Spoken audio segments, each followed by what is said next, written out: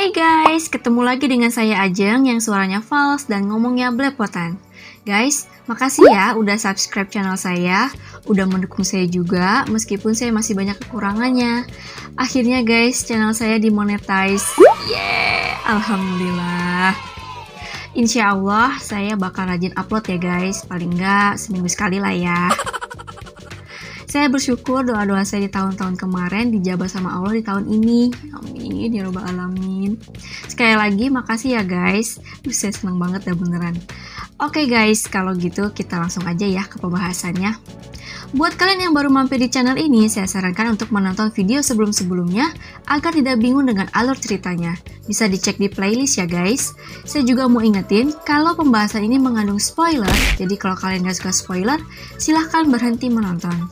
Pembahasan kali ini akan kita mulai dari chapter 280 sampai 284. Mari kita cus! Di video sebelumnya, kita udah bahas sampai Yowon yang jatuh ke dalam jurang, namun bisa mendarat dengan selamat, meskipun babak belur sih. Dan Yowon menemukan rahasia besar di dasar jurang, yaitu ternyata di dasar jurang itu telah terjadi duel antara dua pendekar legenda, yaitu Father Chunma dan Blade God. Dan mereka meninggalkan jejak-jejak duel dahsyat mereka. Yowon pun menemukan dua formasi tambahan dari skill Blade God dan juga mempelajari skill baru yang diciptakan Father Chunma dari menggabungkan skill pedang iblis langit dan skill Blade God. Namun, karena Father Chunma merasa itu hal yang mustahil, jadi formasi skill itu nggak sempurna. Karena kan si Father Chunma kan berhenti di tengah-tengah ya, karena mikirnya buat apa juga diterusin, toh nggak bisa digunain gitu kan. Yowon mencoba mempelajarinya dan membawanya pada suatu pemahaman yang membuatnya melangkah ke level selanjutnya, yaitu level Supreme Master. Sementara itu, rombongan Yowon yang lain diselamatkan oleh Hing Wunja yang adalah tetua dari sekte Mudang, sekaligus salah satu dari Strong Nine. Dan mereka pun akhirnya bertemu dengan tabib dewa Gamrosu, atau bisa juga disebut sebagai Nenek Gam. Jadi dia pengennya disebut sebagai Nenek Gam. Sekaligus special team yang ternyata selamat juga. Siapa Yin Moha, Ho Sangwon sama Becky ya guys. Namun Hing Wunja dan biksu lainnya berencana ingin membawa Nenek Gam dan mengumpankan Yin Moha dan kawan-kawan untuk bertarung dengan anggota Blade God Six Martial sementara mereka kabur. Tabib Dewa dikenal di Yulin sebagai seorang pria tua yang terlihat berwibawa seperti seorang bangsawan. Namun kenyataannya Gamrosu atau Nenek Gam hanyalah seorang wanita tua yang bertubuh kecil dan kekar. Jadi badannya sih kecil gitu tapi gimana sih badan kekar gitu, badan apa sih tangannya tuh berotot gitu kan. Saat itu Nenek Gam sedang berbincang dengan Hing Wunja yang memanggilnya ke kamarnya. Nenek Gam terlihat tidak senang. Hing Wunja bersikap ramah dan tersenyum kemudian berkata kalau mereka akan pergi besok dan Nenek Gam harus bersiap-siap karena dia juga harus ikut pergi. Mendengar itu Nenek Gam menjadi marah. Secara Nenek Gam udah tinggal di situ sejak dia lahir gitu, jadi itu kan udah rumahnya gitu, kenapa juga mesti pergi gitu kan. Begitu pula para leluhurnya. Nenek Gam merasa keberatan dan berkata kalau hal itu nggak sesuai dengan perjanjian antara mereka. Perjanjian di antara mereka adalah Nenek Gam akan membantu Hing Wunja melakukan suatu proyek dan membiarkan Hing Wunja tinggal di situ sampai proyeknya selesai. Setelah itu Hing Wunja dan rombongannya akan pergi dari situ. Hing Wunja membenarkan, namun berkata kalau situasinya telah berubah karena ada orang-orang yang mengincar Nenek Gam di luar sana. Maksudnya tuh si anggota Blade God Six Martial ya guys, si siapa pria tua pemilik penginapan itu tuh, kan dia bawa anak buahnya tuh. Nenek Gam menepis alasan itu karena hal itu bukan hal yang baru. Karena memang banyak orang-orang yang mencarinya, jadi kayak banyak orang yang cari dia di sekitaran situ tuh. Cuman kan gak pada bisa masuk kan, karena gak tahu yang mana gua yang benar gitu. Namun Nenek Gam dan leluhurnya dulu hanya keluar dengan perantara plakat orange yang hanya bisa didapatkan melalui koneksi dari orang-orang yang dikenalnya.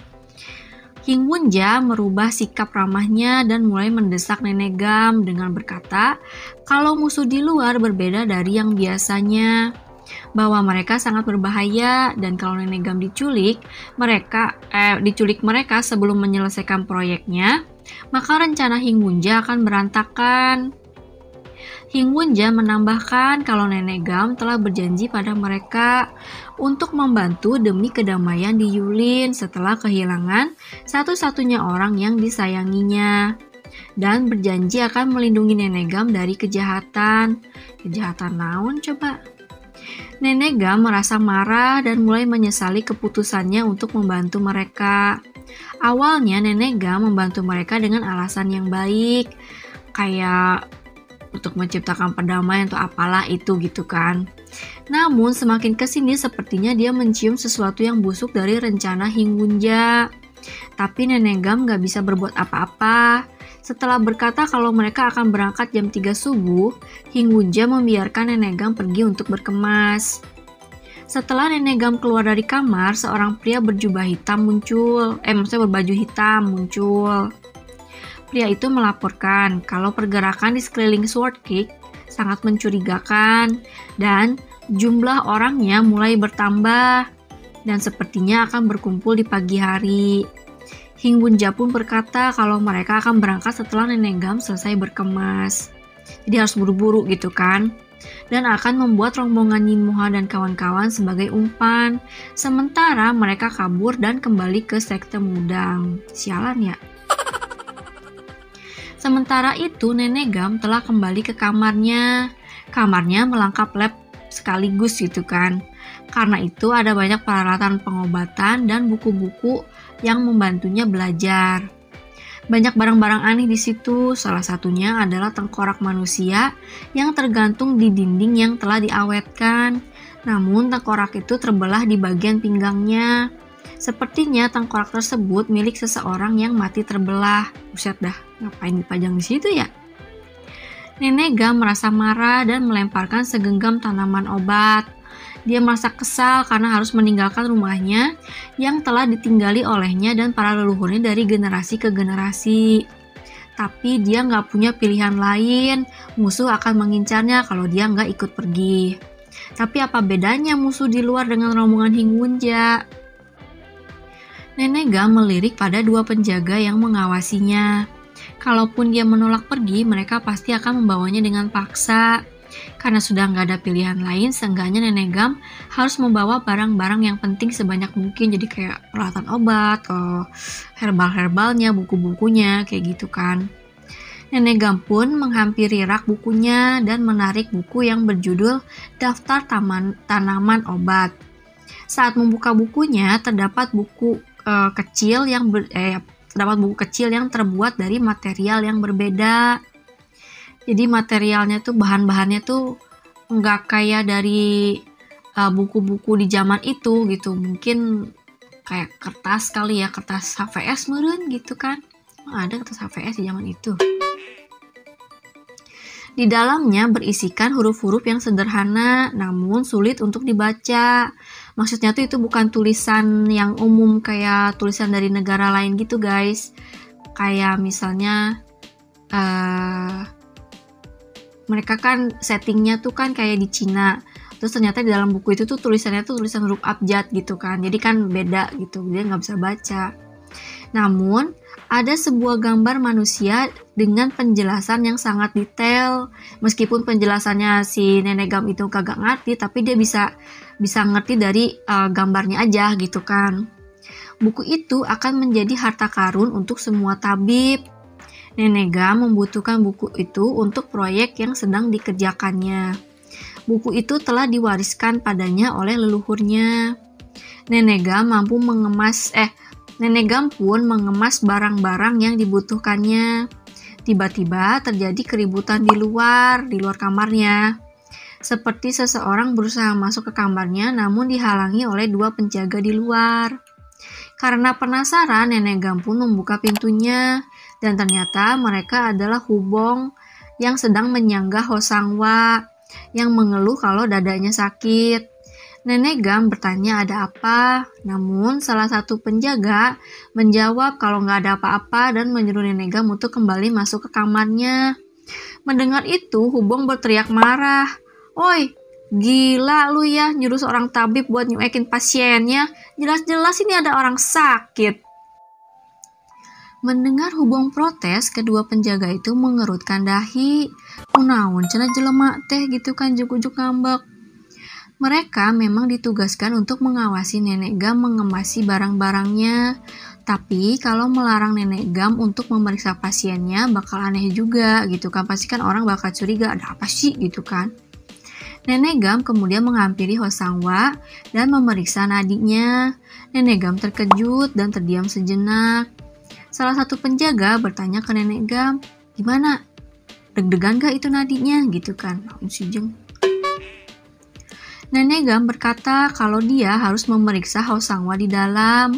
Kedua penjaga itu ragu-ragu, namun akhirnya mereka mengizinkan Nenek Gam memeriksa Hosangwa setelah Nenek Gam meyakinkan mereka kalau pemeriksaan itu hanya sebentar. Hubong membantu Hosangwa ke dalam dan menidurkannya di tempat tidur.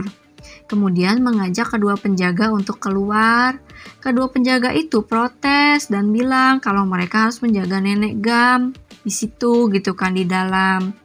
Hubong dengan tatapan gak percaya mulai berteriak, "Jadi lu berdua di sini mau lihat badan cewek, hah? Dasar buaya lu ya." Kedua penjaga itu terkejut dengan ucapan Hubong dan merasa bingung. Maksudnya naon gitu kan?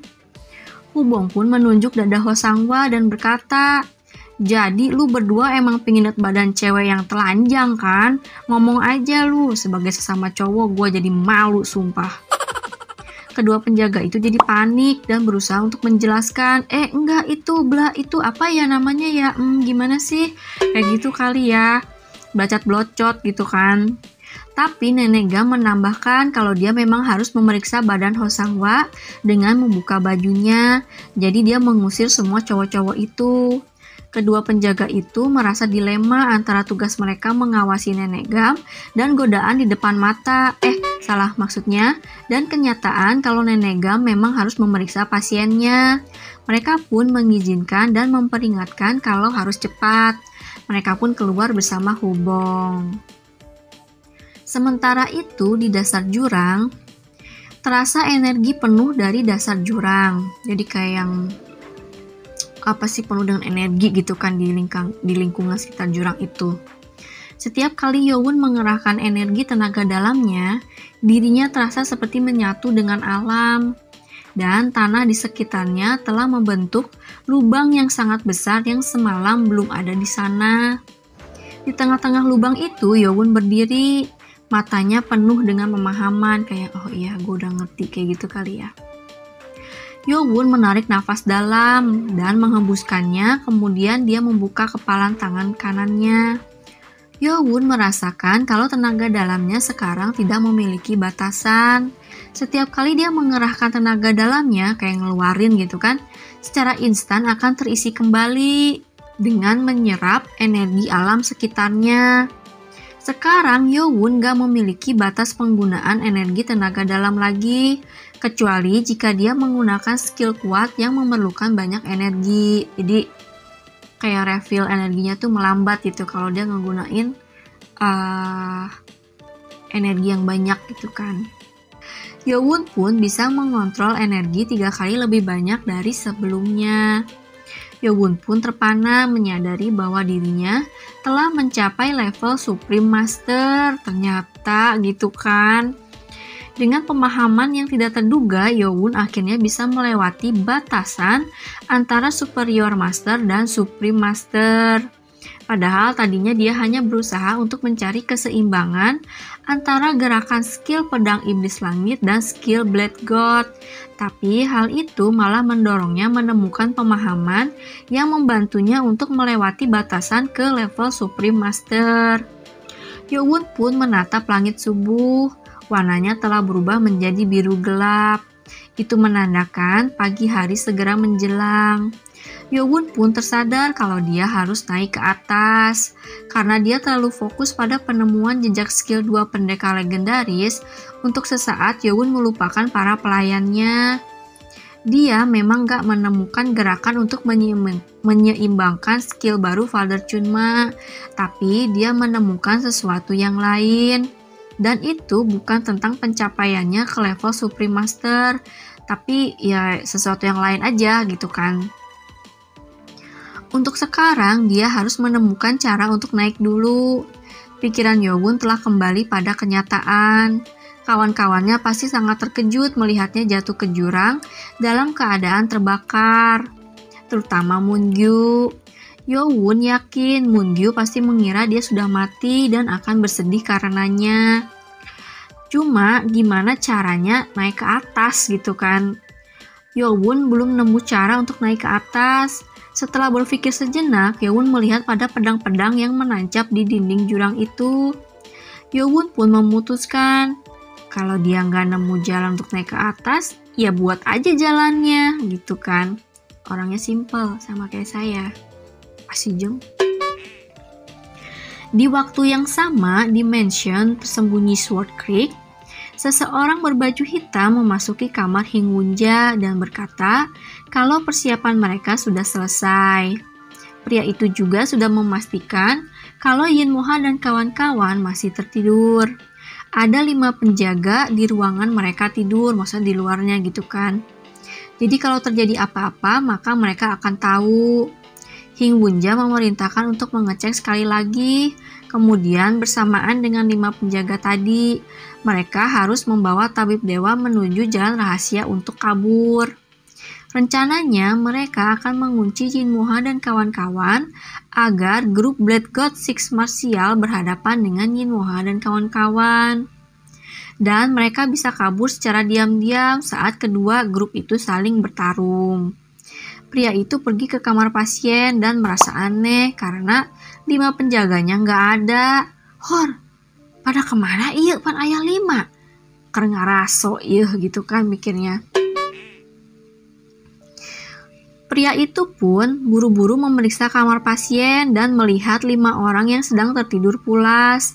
Loh, kok 5? Kan seharusnya Yin Moha dan kawan-kawan itu ber-6. Kemana yang satu lagi gitu kan. Pria itu kemudian kayak ngeh gitu. Dan langsung memeriksa salah satu pasien yang tertidur. Dan ternyata mereka adalah 5 penjaga yang seharusnya menjaga Yin Moha dan kawan-kawan. Tertipu nih ye.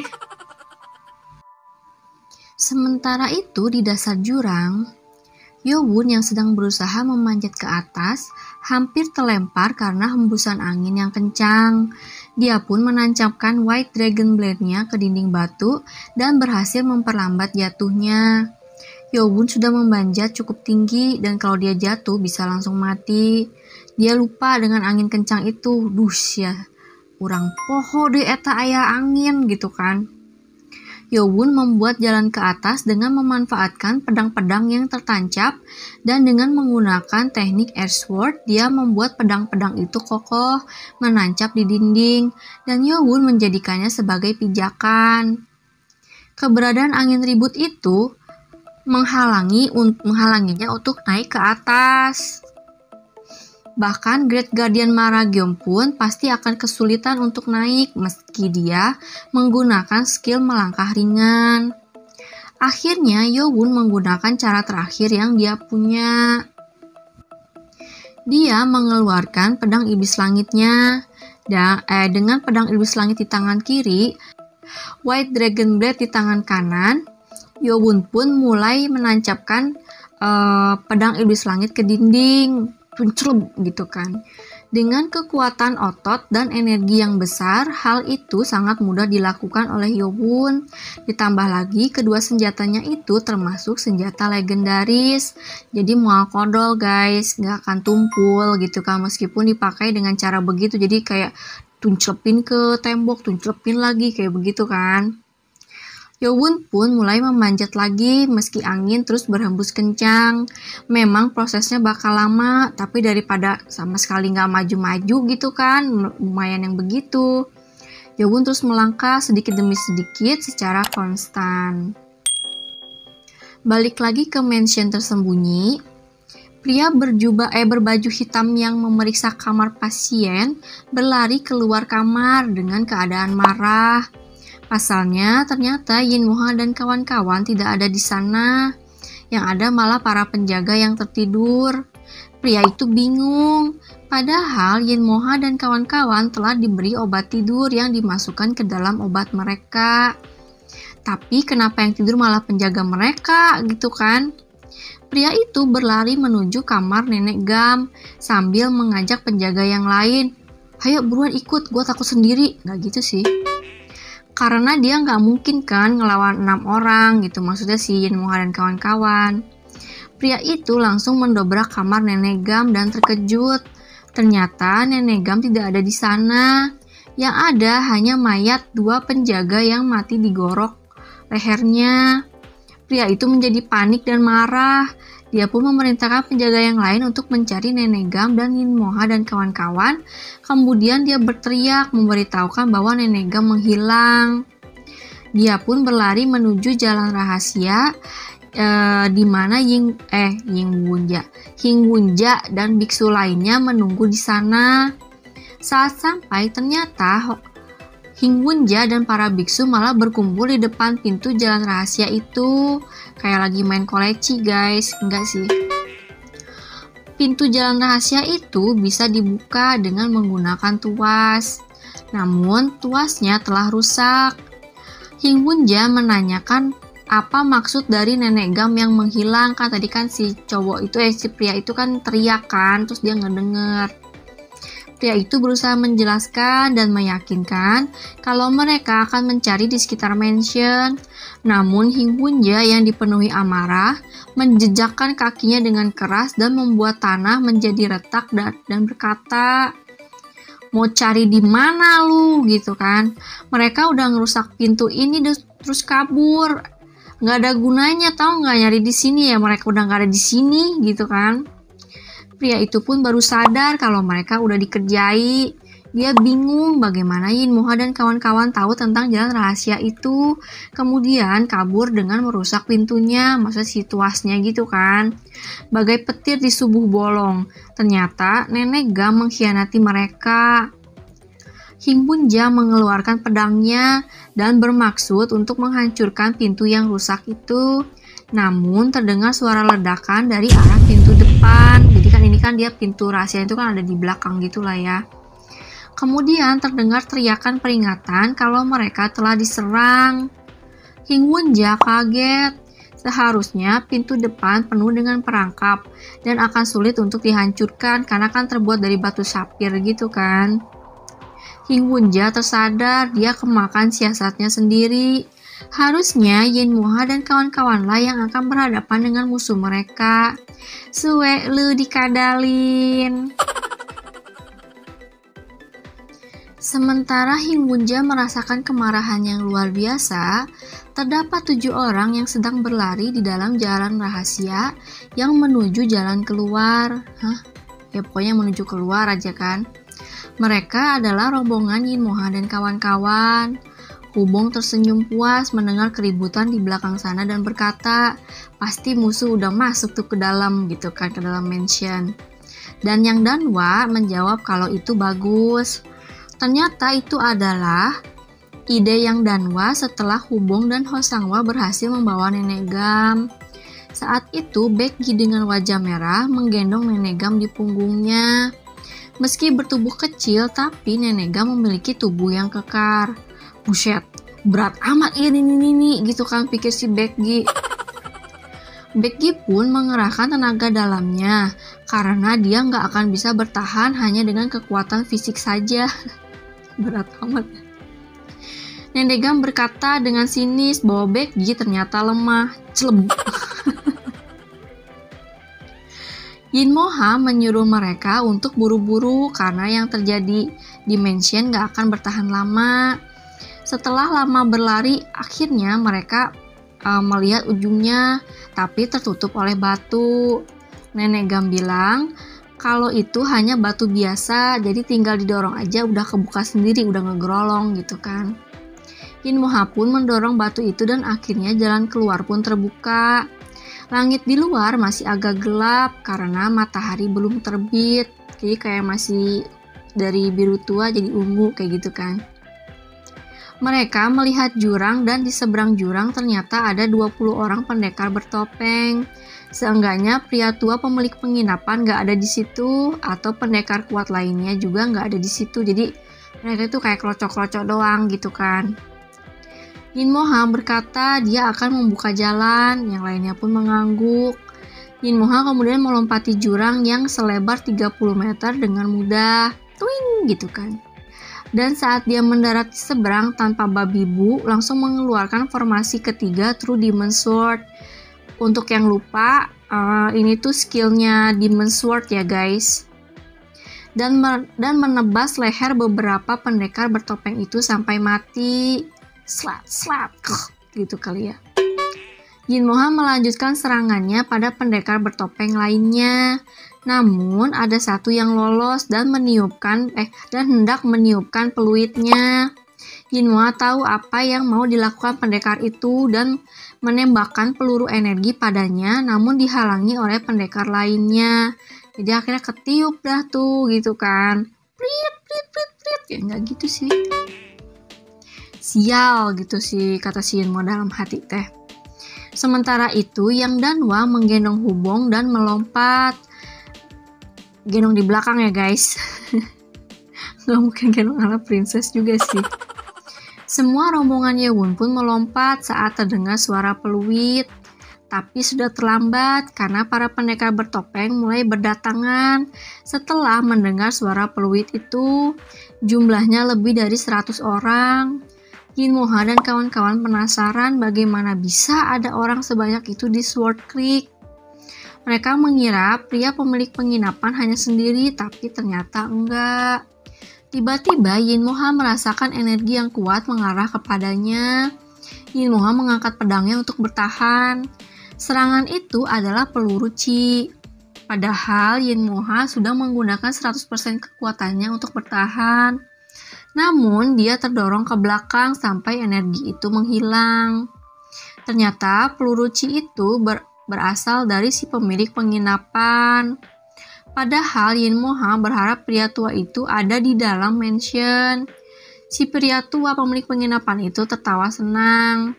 Ternyata dugaannya benar, jalan masuk dan jalan keluarnya enggak hanya ada satu. Pria tua pemilik penginapan itu kemudian mengedarkan pandangannya dan berhenti pada Nenek Gam. Dia mengira kalau tabib dewa itu seorang pria, namun ternyata nenek-nenek, zong gitu kan. Moon-gyu menatap tajam pada pria tua pemilik penginapan dan amarahnya bergejolak kembali. Pria itu sudah membunuh Yowon. Sementara Yin Moha dan Yang Danwa merasa frustasi karena pria tua pemilik penginapan lebih kuat dari mereka. Dan gak cuma pria tua pemilik penginapan itu saja, pria yang berdiri di sebelahnya pun sangat kuat, mungkin di level superior. Pria tua pemilik penginapan memerintahkan pria muda yang dipanggil Master Lee ya guys, untuk membawa Nenek Gam dan membunuh sisa-sisa anggotanya. Karena pria tua pemilik penginapan akan berhadapan dengan Yin Moha dan Yang Danwa, saat itu pria tua pemilik penginapan itu langsung menyerang Yin Moha yang berteriak pada Baekgi dan kawan-kawan untuk melindungi Nenek Gam. Hubong, Hosangwa, dan Moon-gyu berdiri mengelilingi Baekgi dan Nenek Gam. Yin Moha mengirim telepati pada Yang Danwa untuk membunuh Master Lee dan dia akan menghadapi pria tua pemilik penginapan. Yang Danwa mengangguk setuju. Namun saat dia akan pergi ke tempat Baekgi dan kawan-kawan, pria tua pemilik penginapan itu menghalangi Yang Danwa. Saat itulah Master Lee langsung menyerang Baekgi dan kawan-kawan. Dia berlari menuju Moon-gyu. Moon-gyu langsung memfokuskan energi di kedua tangannya untuk bertahan.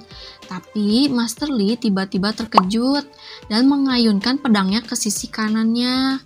Dia merasakan ada sesuatu yang dilempar ke arahnya.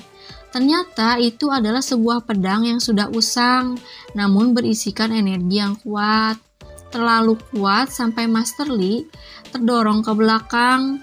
Master Lee mengerahkan tenaga dalamnya untuk mementalkan pedang berkarat itu dan pedang itu hancur. Master Lee tahu itu adalah teknik air sword, tapi siapa yang menggunakan teknik itu gitu kan? Master Lee menoleh ke arah datangnya serangan tadi. Ternyata arahnya dari jurang gunung batu dan gak ada siapa-siapa di sana. Nah loh, jurik Sugan. Pas lagi bingung, sesuatu yang membuat syok terjadi. Orang-orang berteriak kalau batunya bergetar.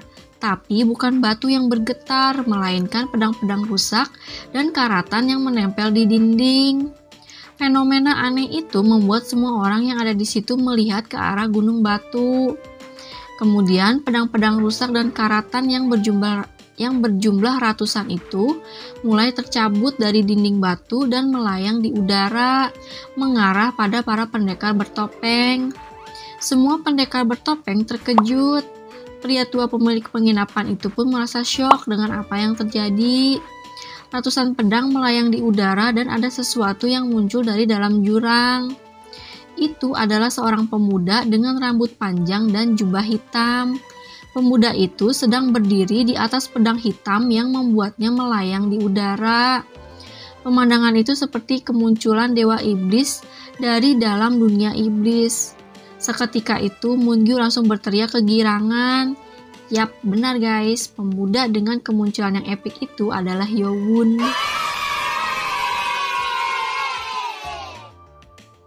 Kita sedikit flashback dulu ya guys. Setelah memanjat cukup lama menggunakan pedang iblis langit dan White Dragon Blade, akhirnya Hyowon berhasil melewati area yang berbahaya yang banyak anginnya gitu kan. Setelah angin ribut itu tidak terasa lagi, Hyowon bisa merasakan energi dari orang-orang yang ada di atas. Dia bisa merasakan lebih jelas setelah mencapai level Supreme Master. Hyowon merasakan ada banyak orang di atas. Hyowon mulai khawatir meskipun dia nggak tahu apa yang terjadi di atas, tapi dia merasakan semua orang di atas adalah para pendekar bela diri gitu kan. Kemudian Hyowon merasakan energi Yin Moha, Baekgi, dan Hosangwa yang dikatakan menghilang. Hyowon merasa lega, ternyata mereka masih hidup. Hyowon pun merasa harus secepatnya naik ke atas karena aura orang-orang lainnya terasa jahat gitu kan, kayak yang ya auranya tuh nggak bagus lah gitu kan. Saat Hyowon mau menggunakan Air Sword lagi ke pedang-pedang yang rusak, Hyowon melihat Moon-gyu dan yang lainnya melompati jurang. Hah, eta lainnya si Moon-gyu gitu kan. Kemudian Hyowon merasakan energi berbahaya dari beberapa pendekar di seberang jurang tempat Moon-gyu dan yang lainnya melompat. Salah satunya si pemilik penginapan. Hyowon benar-benar harus secepatnya naik ke atas gitu kan, karena si pemilik penginapan itu kan kuat banget gitu. Hyowon merasa caranya memanjat sekarang terlalu lambat, jadi dia mengubah caranya.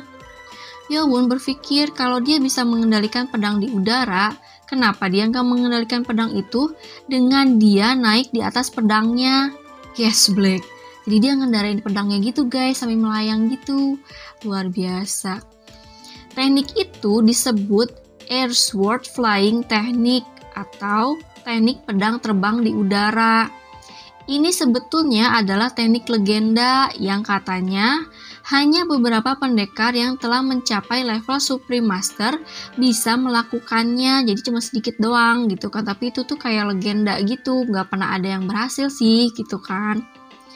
Tapi Hyowon nggak tahu hal itu, jadi intinya si Hyowon ngegunain teknik itu tuh karena kepepet guys, tanpa tahu ternyata itu adalah teknik legenda. Hyowon pun meletakkan pedang iblis langitnya di telapak tangannya dan mengalirkan energi. pedang itu mulai bergerak dengan bebas, jadi kan kayak melayang-layang gitu kan. Dan Yowun pun menaiki pedang itu. Dia berdiri di atas pedangnya guys, tuh beneran. Terus pedangnya ngelayang gitu, jadi kan dia ikutan ngelayang kan.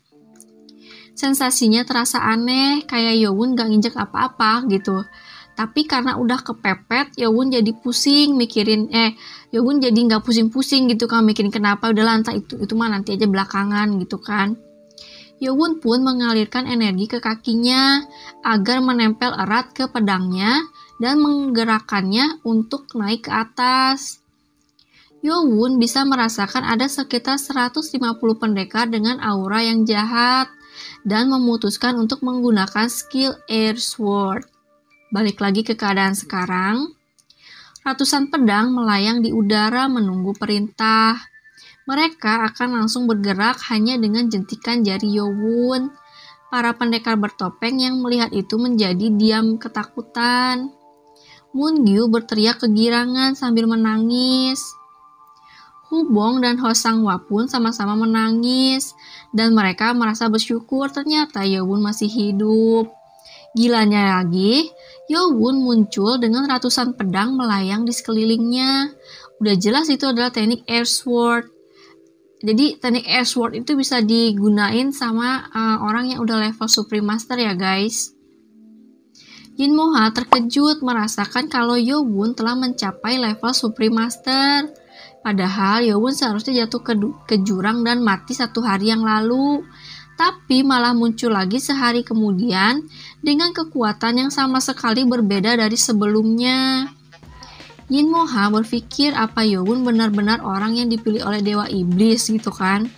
Ditambah lagi dengan penampilan Yowun yang mengenakan jubah hitam melayang di udara dengan ratusan pedang di sekelilingnya, membuatnya seperti Dewa Iblis itu sendiri gitu kan. Si pria tua pemilik penginapan itu terkejut, padahal dia melihat sendiri Yowun yang jatuh ke jurang dan dalam keadaan terbakar. Bahkan kalau itu terjadi padanya, udah pasti dia akan mati. Tapi Yowun malah muncul lagi, bahkan dengan kekuatan yang berbeda. 2 hari yang lalu, pria tua pemilik penginapan merasakan kalau Yowun baru mencapai level Superior Master tahap akhir. Air Sword yang digunakan Yowun menandakan kalau dia sekarang sudah berada di level Supreme Master. Namun bahkan pria tua pemilik penginapan pun gak akan bisa mengendalikan ratusan pedang sekaligus. Normalnya tuh guys 12 aja tuh udah susah banget gitu kan. Jadi maksimalnya tuh paling 12, itu pun juga gerakannya tuh gak spesifik gitu, kayak ngasal aja.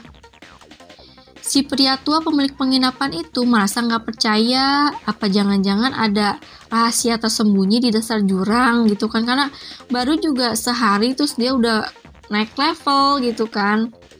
Nge-push ranknya sampai berapa lama tuh, apaan sih John?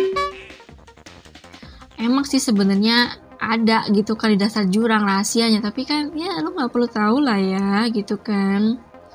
Pria tua pemilik penginapan itu melirik pada tabib dewa. Lirikan matamu, colok gak sih aja. Dia pun menepis pemikiran dangkalnya dan yakin kalau tabib dewa memiliki apa yang diincarnya selama ini.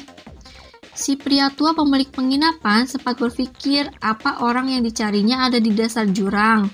Tapi lagi-lagi dia menepis pemikirannya sendiri, nggak mungkin gitu kan. Dia pun menoleh pada Yowun dan mengucapkan selamat karena Yowun sudah memasuki level kekuatan tertinggi. Jadi Supreme Master tuh levelnya udah beda guys gitu kan. Maksudnya ke level Supreme Master karena dari puluhan ribu pendekar di dunia Murim, hanya ada beberapa orang saja yang mampu mencapai level Supreme Master. Jadi kayak bisa dihitung pakai jari gitu kan. Pria tua pemilik penginapan itu berteriak pada Yowun menyuruhnya supaya menghentikan omong kosongnya dan lawan dia langsung aja. Jadi kayak gak usah ngebokis deh lu, udah sini lawan gua, kayak gitu kali ya. Karena dia tahu Yowun gak akan bisa mengendalikan semua pedang itu. Si pria tua pemilik penginapan itu ngomong begitu bukan tanpa dasar guys.